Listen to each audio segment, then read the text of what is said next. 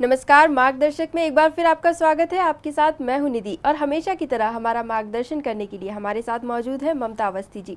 ममता जी बहुत बहुत स्वागत है। थैंक यू निधि। तो दोस्तों, जैसा कि हम हमेशा आपकी प्रॉब्लम्स का सॉल्यूशन आपको बताते हैं, हमारे दर्शकों से हम हमेशा जुड़े हुए हैं, तो ऐसी ही कुछ प्रॉब्लम्स हम फिर से डिस्कस करने वाले हैं। कुछ लेटर्स हम तक पहुँचाए हैं हमारे दर्शकों ने, तो ममता जी मैं आपको पढ़ के सुनाना चाहूँगी। ठीक है। पहली जो क्वेरी है, पहला जो लेटर हमें भेजा है वो है मिस्टर सहाय का। कुछ वक्त पहले तक ये एक प्राइवेट टेलीकॉम कंपनी में एक सीनियर पोजीशन पर काम करते थे और इस फील्ड में उन्हें 20 साल का एक्सपीरियंस है, काफ़ी लंबा एक्सपीरियंस है। बहुत लंबा एक्सपीरियंस है। लेकिन रिसेशन के वक्त इन्हें अपनी जॉब से हाथ धोना पड़ा। उसके बाद भी उन्होंने हिम्मत नहीं हारी और कई जगह नई जॉब के लिए कोशिश करते रहे, लेकिन काफ़ी वक्त बीत जाने के बाद भी इन्हें कोई जॉब नहीं मिली, जिसके चलते अब घर में फाइनेंशियल क्राइसिस का दौर चल रहा है। घर खर्च के अलावा बच्चों की पढ़ाई के खर्च को लेकर भी ये काफ़ी परेशान है, क्योंकि इनके बच्चे जो है अब कॉलेज स्टडीज़ कर रहे हैं। ये बात जो है इन्हें काफ़ी डिप्रेशन की ओर ले जा रही है और इन्हें ये बार बार सोचने में आ रहा है कि 20 साल का लंबा एक्सपीरियंस होने के बाद भी, यानी 20 साल की इतनी मेहनत का भी इन्हें कोई फ़ायदा नहीं मिला। अब इन्हें क्या करना चाहिए? तो एक कंडीशन तो ये है जिसमें कि मिस्टर सहाय जो है वो डिप्रेशन में जा रहे हैं, लेकिन एक और है मिस्टर सौरभ जैन। ये है एक कॉलेज स्टूडेंट है। इनकी एजुकेशनल क्वालिफ़िकेशन है BE+ MBA, इन्होंने हाल ही में कंप्लीट किया है। इस पूरी पढ़ाई के दौरान इनकी फैमिली का इन्हें काफ़ी सपोर्ट रहा है। फाइनेंशियली भी फैमिली ने काफ़ी सपोर्ट किया है। Entrance exam preparation, coaching, college सभी पर इन्होंने बहुत खर्चा किया है। अब जब इन्होंने जॉब के लिए अप्लाई किया तो मैक्सिमम जगह इन्हें ये रिप्लाई मिल रहा है कि आप फ्रेशर हैं, आपको एक्सपीरियंस नहीं है, इसलिए जॉब नहीं दे सकते। और जो जॉब एज फ्रेशर इन्हें मिल रही है उसका पे स्केल इतना लो है कि वो इस जॉब को करना ही नहीं चाहते। अब ये इस बात से परेशान है कि अगर इतनी कम सैलरी ही मिलनी थी तो इनकी पढ़ाई और मेहनत जो थी वो बेकार रही, और ये बात इन्हें डिप्रेशन की तरफ ले जा रही है। तो ये दो केसेस हैं अलग अलग डिप्रेशन के। तो अब ममता जी से जानते हैं इन लोगों के लिए मार्गदर्शन क्या है। दोनों ही केसेस बहुत ही एक्सट्रीम्स में जा चुके हैं और रिसेशन वाली प्रॉब्लम तो मैं खुद समझ सकती हूँ इस चीज़ को, क्योंकि ऐसे बहुत सारे लोग हैं मिस्टर सहाय जैसे जिनको कि सारी क्वालिफ़िकेशन होते हुए भी फॉर सम और दी अदर कंडीशन कंपनीज़ ने बाहर निकाल दिया है ये कहकर कि वो अब उनको पे नहीं कर सकते हैं। बिल्कुल। तो डेफिनेटली ये उनकी प्रॉब्लम काफ़ी बड़ी है, क्योंकि कई ऐसे एम्प्लॉयज़ रहे हैं बाहर निकाले गए हैं जिनकी एज बहुत ज़्यादा रही है जी। और एक लंबा ड्यूरेशन आप अगर एक ही काम करते हैं तो आप उसी में एक्सपर्ट हो जाते हैं जी। फिर आप दूसरी चीज़ों को सोच नहीं पाते हैं। तो मिस्टर सहाय के लिए तो मेरा एक हम्बल सजेशन है कि इन्हें डिप्रेशन में नहीं आना चाहिए, क्योंकि ये टेलीकॉम फील्ड में काम कर चुके हैं। तो इनके लिए बेहतर होगा कि ये अपने पूरे जो कैरियर स्पैन है उसको थोड़ा सा फोकस करके देखें कि इन्होंने किस टाइप का काम किया था।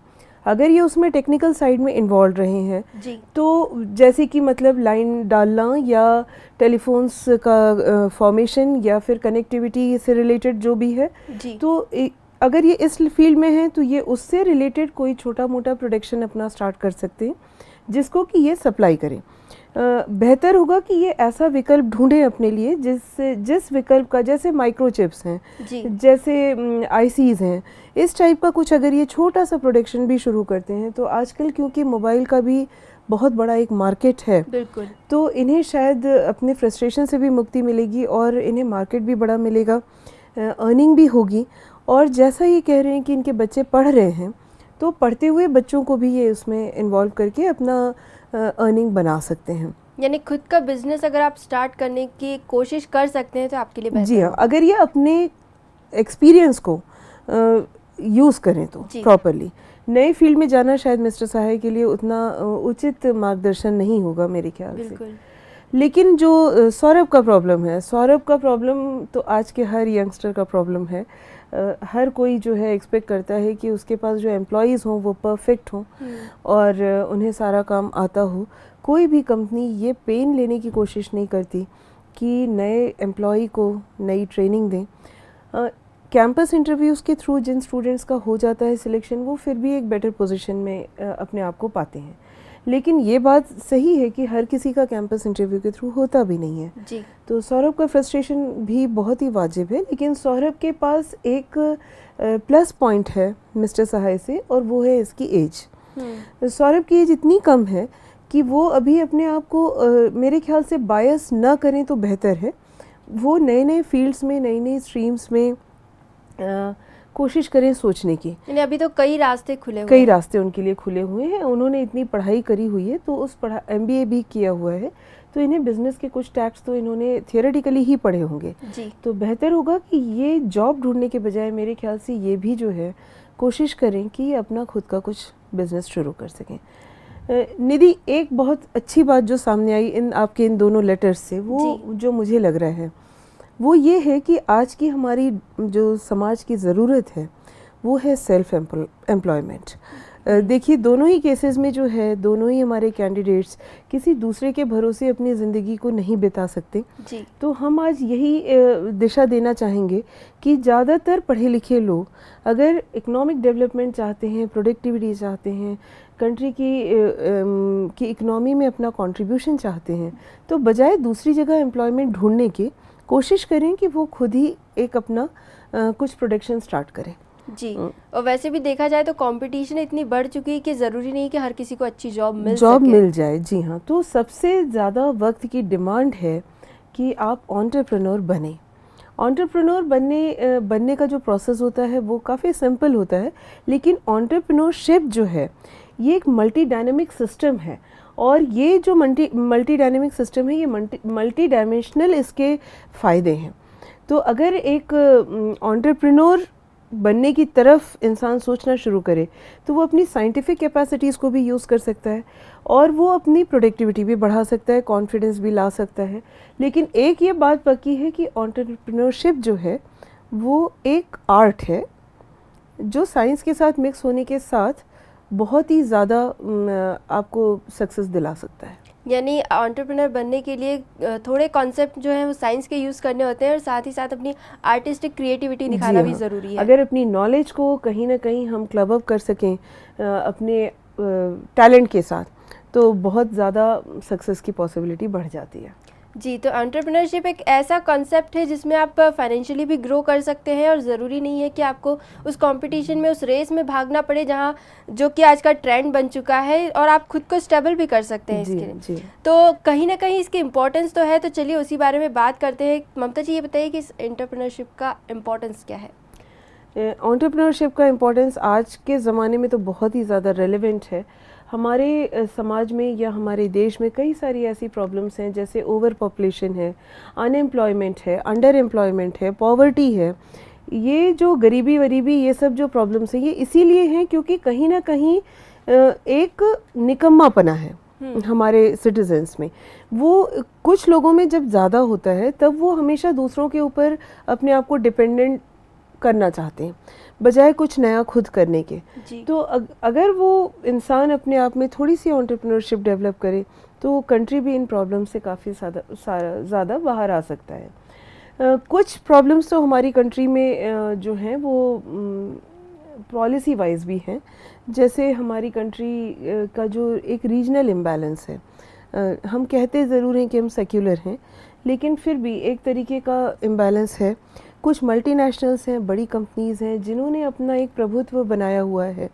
उस प्रभुत्व के चलते जो नए छोटे एंटरप्रेन्योर्स डेवलप भी होते हैं वो अपना ग्रो नहीं हो पाते हैं। तो ये सब कुछ प्रॉब्लम्स हैं एग्जिस्टिंग, लेकिन इसका ये मतलब नहीं है कि आप हिम्मत हार के बैठ जाएं और कुछ नया ना करें। अगर कुछ नया करेंगे तो स्मॉल स्केल इंडस्ट्री डेवलप करने के साथ हम अपनी खुद की प्रॉब्लम से भी बाहर निकल सकते हैं जी। और हम अपने देश को भी उसकी कई सारी ये गरीबी और अनएम्प्लॉयमेंट और पॉपुलेशन बढ़ने के साथ जो दूसरी प्रॉब्लम्स बढ़ रही हैं उससे भी बाहर निकाल सकते हैं। यानी एंटरप्रेन्योरशिप एक ऐसी चीज़ होगी जिसमें आप खुद की ग्रोथ तो कर ही रहे हैं, लेकिन साथ ही साथ अपने देश की तरक्की में भी हाथ बटा रहे हैं। बहुत ज़्यादा है। जी। अब चलिए आगे बढ़ते हैं। अब चूँकि हमने देश की तरक्की की बात की है, तो ममता जी, मैं ये जानना चाहूँगी कि कंट्री लेवल पे अगर हम बात करें एंटरप्रेन्योरशिप की, तो कंट्री लेवल पे इसका क्या इंपॉर्टेंस है? हाँ, कंट्री लेवल पे इसका काफ़ी इम्पोर्टेंस है निधि। जैसा कि हम अभी बात करें कि देश जो विभिन्न तरीके की पॉलिसी मेकिंग की पुरानी ज़माने में जो पॉलिसीज़ बनी हैं उनमें जो कमियां थी, उस वजह से जो प्रॉब्लम्स आ रही हैं उनसे बाहर निकलने का एक बिल्कुल सरल तरीका हम इसको मान सकते हैं। देखिए, एम्प्लॉयमेंट बढ़ाने का ये सबसे सिंपल तरीका है मेरे ख्याल से, किसी भी फर्म की, किसी भी इंडस्ट्री की ग्रोथ और डेथ की एनालिसिस एक एंटरप्रेन्योर सबसे अच्छी तरह से कर सकता है। तो एंटरप्रेन्योरशिप हमें रास्ता बताती है कि नई फर्म्स को अगर हमें खोलना है या उसमें हमें कितना इन्वेस्टमेंट करना पड़ेगा या प्लानिंग कैसे करनी चाहिए, इन चीज़ों के बारे में। जैसे जैसे नई फर्म्स मार्केट में आती हैं, देखिए एक नॉर्मल डर बना हुआ है। जो बड़ी मल्टीनेशनल्स जो हैं, जो अपना मार्केट कैप्चर करके चलती हैं, उनमें भी डर है। हम सोचते हैं कि ये हमेशा से ऐसी थी, तो ऐसा नहीं है। आज अगर लेस की चिप्स इतनी बिक रही है तो हमेशा से लेस की चिप्स ही टॉप पे थी मार्केट में, ऐसा नहीं है। कंट्री वाइज वो भी अलग है, कहीं प्रिंगल्स की चलती है, कहीं लेस की चलती है, कहीं आकाश की चलती है। तो रीजनल लेवल पे भी लोग पैसा बना ही रहे, प्रोडक्ट एक ही है चिप्स। तो अगर आप देखें तो नए बिजनेस के आने से कई फ़ायदे होते हैं। पहली बात तो ये कि कई बार नए नए प्रोडक्ट्स आते हैं मार्केट में जिनके बारे में पहले कभी शायद सोचा ही नहीं गया हो। कई बार ऐसा होता है कि जो नए प्रोडक्ट्स आए हैं वो पिछले प्रोडक्ट्स से बेहतर क्वालिटी के होते हैं, क्योंकि पिछले प्रोडक्ट्स की अगर ड्रॉबैक्स को देख के, ध्यान में रख के अगर नया प्रोडक्ट लॉन्च किया जाता है तो उसकी कमियों को ऑब्वियसली दूर किया जा सकता है। वैसे भी अगर नया बिजनेस लॉन्च होता है तो वो पहले की हमेशा कोशिश की जाती है कि बेहतर हो। तो एक तो बहुत बड़ा एडवांटेज ये है। दूसरा बड़ा एडवांटेज जो होता है वो ये होता है कि जो एग्जिस्टिंग फर्म्स होती हैं सोसाइटी में या कंट्री में, उन एग्जिस्टिंग फर्म्स के ऊपर एक प्रेशर डेवलप होता है। वो प्रेशर है क्वालिटी मेंटेन करने का। अगर उन्हें सर्वाइव करना है मार्केट में तो उन्हें क्वालिटेटिवली अपने आप को बेहतर रखना पड़ेगा। अब आप बताइए, अगर नया प्रोडक्ट आएगा ही नहीं तो जो एग्जिस्टिंग प्रोडक्ट्स हैं उनकी क्वालिटी भी वैसी ही बनी रहेगी या बदतर होती जाएगी। वो अपने आप को बेस्ट मान के चलते हैं क्योंकि उनकी बिक्री हो रही है, कमाई हो रही है। तो कहीं ना कहीं नए फर्म्स के डेवलपमेंट से इनके ऊपर भी मॉनिटर हो जाता है। इसके बाद कई सारी कंट्रीज़ ऐसी हैं जो अपनी इकोनॉमिक पॉलिसीज़ के तहत एंटरप्रेन्योरशिप को ध्यान में रख के चल रही हैं कि नई इंडस्ट्रीज़ आएंगी, उसमें कितना इन्वेस्ट करना है, उसमें कितना फ़ायदा होना है, कंट्री किस लेवल तक आगे जाएगी। तो देश के लेवल पे आप अगर देखें तो एंटरप्रेन्योरशिप और इकोनॉमी, ये दोनों ही चीज़ें जो हैं, ये नई स्कीम्स को डेवलप करने में, नए प्रोडक्ट्स को लाने में, देश को आगे बढ़ाने में काम आती हैं। दोनों एक दूसरे के पूरक हैं। तो अगर दोनों को सही तरीके से प्लान किया जाए तो ये एक दूसरे के सहारे सक्सेस ज़रूर दिलाती हैं।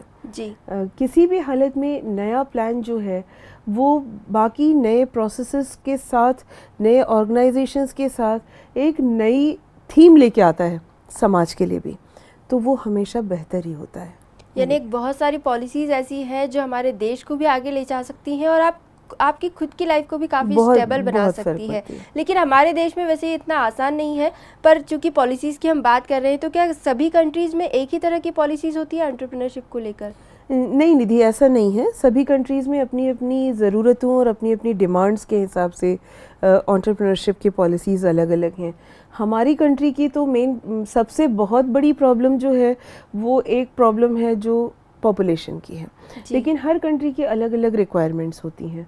पर सभी कंट्रीज़ ये ध्यान रखती हैं कि जो एंटरप्रेन्योरशिप की पॉलिसीज़ हों वो हमेशा टारगेट ओरिएंटेड रहती हैं।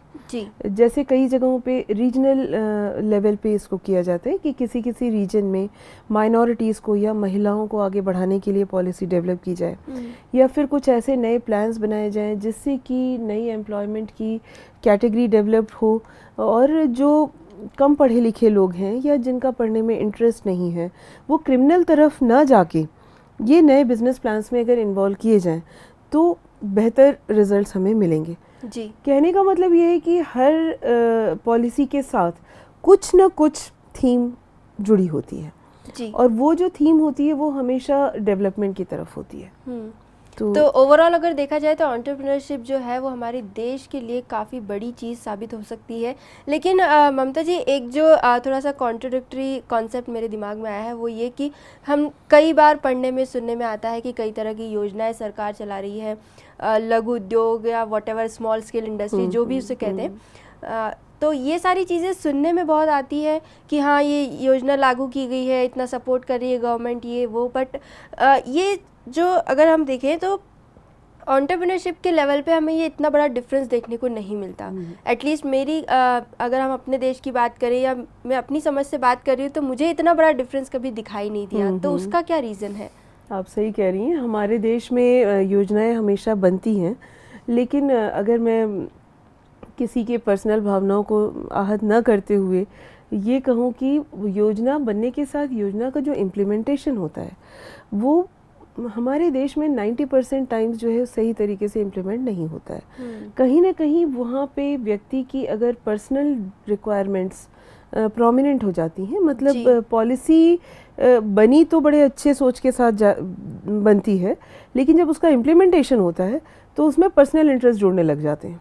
इस वजह से वो जिस लेवल पे बननी चाहिए, जिस लेवल पे इम्प्लीमेंट होनी चाहिए वो नहीं होती, और फिर हम सोचते हैं कि कुछ हो ही नहीं रहा है जी, ऐसा हमें लगने लगता है। जो रिजल्ट दिखना चाहिए वो दिखाई नहीं देता है। कुछ प्रॉब्लम्स हमारी इंफ्रास्ट्रक्चरल प्रॉब्लम्स भी हैं। हमारा जो सिस्टम है वो ही ऐसा डेवलप हो चुका है कि उसमें लिखित काम ज़्यादा होते हैं। तो डॉक्यूमेंटेशन बढ़ने के साथ होता ये है कि पॉलिसी का एडवर्टाइजमेंट तो उस दिन से शुरू हो जाता है जिस दिन से प्लानिंग सोची गई है, लेकिन वो जब तक इम्प्लीमेंट होती है तब तक हर व्यक्ति उसको सुन के उसके बारे में जान के उसमें डिसइंटरेस्टेड होने लग जाता है। मतलब फॉर्मेलिटीज इतनी ज़्यादा और इतनी लंबी प्रोसेस है कि वो चीज़ जो एक्चुअल जो एम है वो पीछे रह जाता है। तो ये एक इंफ्रास्ट्रक्चरल प्रॉब्लम है जिसको कि अथॉरिटी लेवल पे ही डील करना चाहिए जी।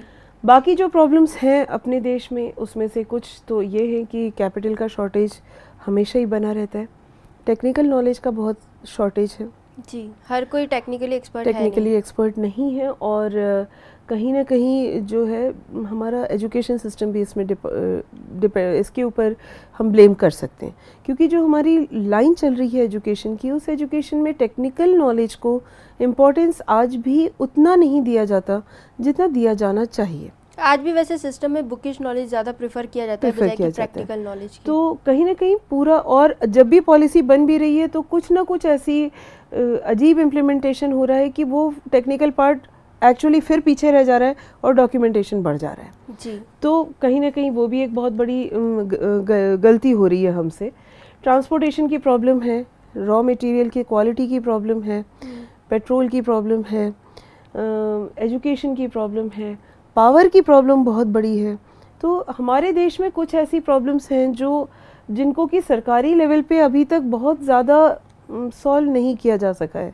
इस वजह से ऐसा लगता है कि महात्मा गांधी के समय से जो हमें उपदेश मिलते आए हैं एंटरप्रेन्योरशिप के, मतलब मैं इंडिपेंडेंस के पहले की बात कर रही हूँ, वहाँ से हम अगर सोचें तो हमें हर किसी ने एंटरप्रेन्योर होने की राय दी है, लेकिन हम उसके ऊपर अभी भी विजय नहीं पा सके हैं। अभी भी हम काफ़ी हद तक उसी सिचुएशन में हैं। स्थिति बेहतर तो हुई है क्योंकि एजुकेशन बढ़ा है, लेकिन अभी भी बहुत कमियां हैं। तो एंटरप्रेन्योरशिप इतनी आसान भी नहीं है, काफ़ी सारी प्रॉब्लम्स इसके रास्ते में हमें मिलती है, लेकिन फिर भी अगर हम खुद के आइडियाज़, खुद को अगर थोड़ा सा इनोवेटिव बनाते हैं, क्रिएटिव बनाते हैं, तो मेरे ख्याल से हम थोड़ी सी रिस्क लेकर एंटरप्रेन्योरशिप की तरफ बढ़ सकते हैं। लेकिन चूँकि ममता जी से हम मार्गदर्शन ले ही रहे हैं, तो अब चलिए ये भी जान लेते हैं कि अगर एंटरप्रेन्योरशिप की तरफ हमें बढ़ना है तो इनोवेटिव होना ज़रूरी है। तो इनोवेटिव होने के क्या तरीके हो सकते हैं? बिल्कुल, बहुत ज़्यादा ज़रूरी। इनोवेटिव होना मेरे ख्याल से एंटरप्रेन्योर का पहला क्वालिटी है, यानी थंब रूल है कि आप इनोवेटिव रहें। तो चलिए आप ये बता दीजिए कि इसके तरीके क्या हो सकते हैं। बिल्कुल, ये शायद मिस्टर सहाय और मिस्टर सौरभ को दोनों को ही काफ़ी हेल्प करेगा। इनोवेटिव बनना कोई बहुत मुश्किल बात नहीं है। ऐसा कई बार सोचा जाता है कि हमें कुछ अलग करना पड़ेगा। आपको खाली ये देखना है कि मार्केट में क्या चीज़ें अवेलेबल हैं, आप उसमें नया क्या कर सकते हैं। सबसे बड़ी बात इनोवेटिव बनने में है वो ये है कि जो एग्जिस्टिंग रॉ मटेरियल्स हैं, जो आपके आसपास उपलब्ध हैं चीज़ें, उन चीज़ों से आप क्या नया कर सकते हैं। ये अगर आप सोच सकें तो ये सबसे अच्छा उपाय हो सकता है आपको अपना प्रोडक्शन हाउस स्टार्ट करने का जी। वो एक बहुत इम्पॉर्टेंट बात है। फिर नए नए तरीके आप सोचिए। आप पढ़े लिखे हैं, आप एक्सपीरियंस्ड हैं अगर तो भी, और अगर आप नहीं एक्सपीरियंस्ड हैं तो भी आप तब तो आप शायद और भी ज़्यादा इनोवेटिव हो सकते हैं, क्योंकि आप नए तरीके प्रोडक्शन डेवलप करने के सोच सकते हैं। जी, यानी जो एक ट्रेंड पहले से चला आ रहा है उससे हट के कुछ सोचिए। उसमें सबसे ज़रूरी होता है कि जो ट्रेंड चला आ रहा है, अगर आप उसकी गलतियों को थोड़ा सा ज़्यादा इम्पोर्टेंस दें और ध्यान दें कि किस वजह से ये गलतियाँ हो रही हैं या क्वालिटी किस वजह से कम आ रही है, तो शायद आप बेहतर प्रोडक्शन के तरीके और ढूंढ सकेंगे। जी। फिर आप नए मार्केट के तरफ सोच सकते हैं कि आपको कौन से एज ग्रुप को टारगेट करना है, मार्केट में अपनी वैल्यू किस रीजन में बढ़ानी है।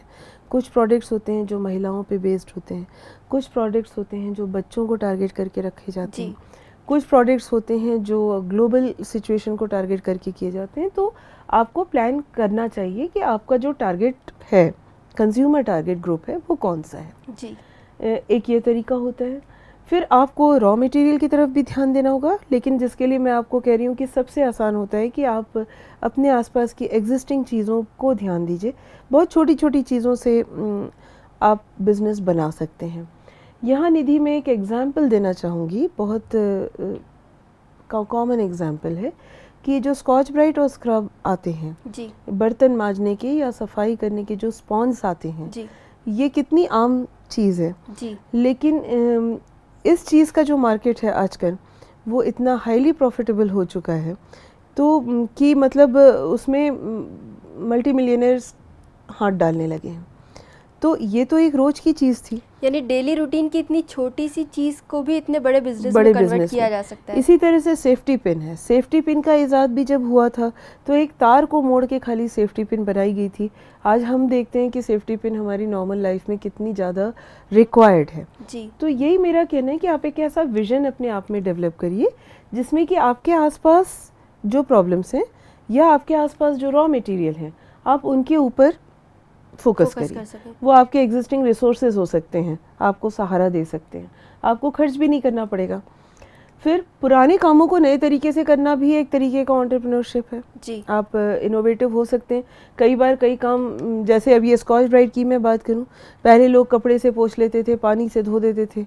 अब उन्हें लगता है कि नहीं, उसमें ज़्यादा मेहनत भी लग रही है, ज़्यादा दम भी लग रही है, ताकत भी लग रही है और ज़्यादा खर्चा भी हो रहा है क्योंकि पानी अब बहुत कम होते जा रहा है। तो उसका एक ऑल्टरनेट सोचा गया कि आप उसको अगर स्पॉन्ज से या एक टिपिकल टाइप के मटेरियल से करेंगे तो आपकी एनर्जी एज वेल एज पैसा एज वेल एज ताकत कम ही लगेगी। ये एक तरीका है कि पुराने काम को आप नए तरीके से कैसे कर सकते हैं जो कि बेहतर हो। जी। उसके बाद आपको दूसरों से अलग सोचना सीखना पड़ेगा। भेड़ चाल में मत चलिए। दूसरों से अलग रहेंगे तो ही आप कुछ नया कर पाएंगे। आपकी सोच का भले ही लोग मजाक उड़ाएं, लेकिन आपकी सोच रियलिस्टिक रखिए, समाज के साथ जुड़ी हुई, फैमिली के साथ जुड़ी हुई, रोज़मर्रा की ज़िंदगी से जुड़ी हुई रखिए और उसके साथ बेहतर परिणाम देने की कोशिश करिए। प्रोडक्टिव होना एज सच ज़रूरी है। मतलब आपके सिर्फ सपने देखने से नहीं होगा, आपको प्रोडक्ट लॉन्च भी करना है, प्रोडक्ट को कंज्यूमर की रिक्वायरमेंट तक पहुंचाना भी है। कन्विंसिंग पावर आपकी बहुत अच्छी होनी चाहिए। जी। मतलब आपको समझाने आना चाहिए, सामने वालों का भरोसा जीतने आना चाहिए। यानी आप उन्हें यकीन दिला सके कि जो प्रोडक्ट आप उन्हें दे रहे हैं वो उनके यूज़ का उनके लिए ज़रूरी है, उनके लिए बेहतर है, उनके लिए बेहतर है हर तरीके से। उसके साइड इफ़ेक्ट्स नहीं है, उसके नुकसान नहीं है, उसकी प्रोडक्ट, उसकी अवेलेबिलिटी अच्छी है। इस तरीके से आपको कन्विंस करना आना चाहिए। जी। तो कंज्यूमर आपकी तरफ अट्रैक्ट होंगे और आपको मार्केट मिलेगा। अंडरस्टूड है ये बात। कुल मिला के आपको काफ़ी कुछ ऐसी चीज़ें करनी होंगी जो चैलेंजिंग रहेंगी और डिप्रेशन में आना नहीं है, ये बहुत बड़ी चीज़ है, क्योंकि आपको हर चैलेंज को एक मोटिवेशन की तरह लेने आना चाहिए। जी। वो अप्स एंड डाउन्स तो हर बिज़नेस में चलते हैं, लेकिन उन अप्स एंड डाउन्स में डाउन्स के समय आपको वो चैलेंज लेकर वापस कॉम्पिटिटिव वर्ल्ड में आने की ताकत रखनी पड़ेगी। और वैसे भी खासकर शुरुआती दौर में तो ये चीज़ सामने आती ही है। तो वर्क सिचुएशंस को आप एकदम से नहीं चेंज कर सकते हैं, लेकिन आपको अपने आप को डिप्रेशन से दूर रखना पड़ेगा। जी। लेकिन यहाँ निधि मैं ये भी मेंशन करूँगी कि एंटरप्रेन्योरशिप जो है ये इनोवेटिव तरीके हम डेवलप तो कर सकते हैं, लेकिन कहीं कहीं मैंने देखा है अपने एक्सपीरियंस में कि कुछ ऐसी सिचुएशंस हैं जिसमें बच्चे की अपब्रिंगिंग से बहुत ज़्यादा फ़र्क पड़ता है। जी पेरेंट्स बच्चे को जब बच्चा छोटा है तो उसको कितना बाहर लेके जा रहे हैं, कितना दूसरी चीज़ों से उसको उसकी पहचान करा रहे हैं, कितना वो उसको सोशलाइज करा रहे हैं रिश्तेदारों में, फ्रेंड्स में, इन जनरल ज़ू में, पार्क में। तो इन चीज़ों का जो एक बीज बचपन से डेवलप होता है अंदर, वो कहीं ना कहीं बच्चे को इनोवेटिव बनाने में बहुत ज़्यादा मदद करता है। जी, तो ये था आज का मार्गदर्शन, जहां हमने जाना एंटरप्रेन्योरशिप के बारे में, इसकी इंपॉर्टेंस के बारे में, खुद की ग्रोथ के साथ साथ ये देश की तरक्की में भी कितनी हेल्प कर सकता है, ये भी हमने जाना। अगली बार फिर मिलेंगे एक नए टॉपिक के साथ। कोई भी फीडबैक या क्वेरी आप हम तक पहुंचाना चाहते हैं तो हमारा ईमेल आईडी है margdarshak.ct@gmail.com। अपनी बातें हमसे ज़रूर शेयर कीजिए। तब तक के लिए नमस्कार।